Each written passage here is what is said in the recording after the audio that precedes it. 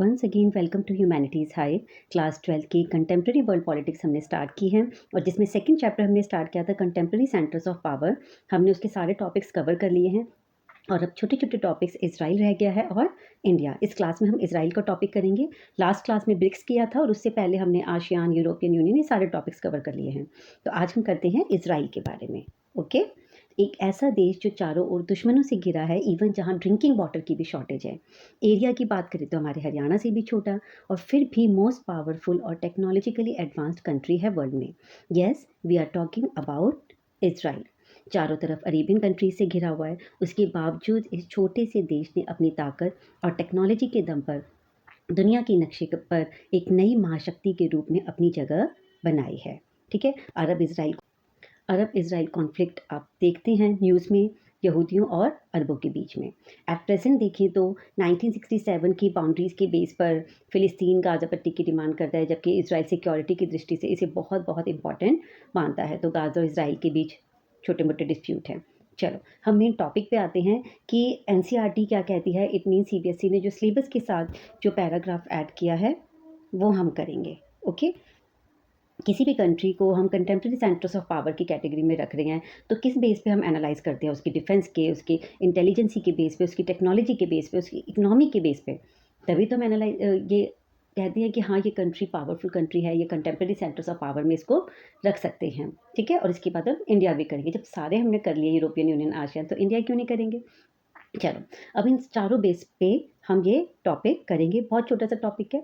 सबसे पहले मिलिट्री, इसकी आर्मी की बात करें, मिलिट्री की बात करें तो दुनिया की सबसे एडवांस आर्मी में से एक है। और आपको ये भी पता होगा कि इज़राइल में हर एक सिटीज़न को, चाहे मेल हो या फीमेल हो, उनको कुछ टाइम के लिए मिलिट्री में अपनी सर्विस देनी होती है। दुनिया के बेस्ट मिसाइल इसराइल के पास है, डिफेंस सिस्टम उनका बहुत स्ट्रॉन्ग है।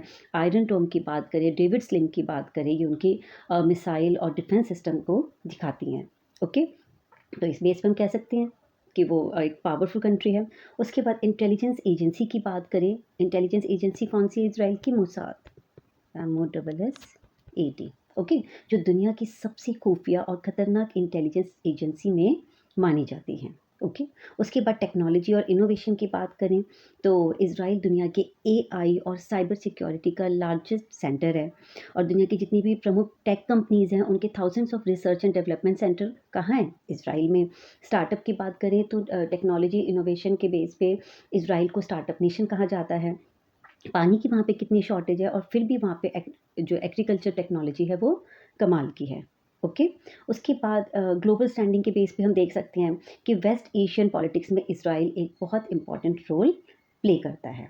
ओके, चलो, ये तो मैंने आपको बताया कि किस किस बेस पे हम देख सकते हैं कि उस कंट्री को हम कंटेम्प्रेरी सेंटर्स ऑफ पावर में कैसे देख रहे हैं। अब एनसीईआरटी क्या कहती है, आपके सिलेबस में क्या लिखा है? Shown on the world map with the pointer Israel has, मैंने एज इट इज़ उठा के रखा है जैसा सिलेबस में है।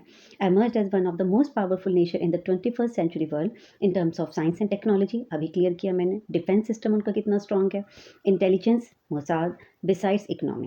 Situated in the middle of the burning politics of West Asian countries, Israel has reached to the new heights of global politics, standing by virtue of its indomitable defense prowess, innovations, and industrialization and agriculture development.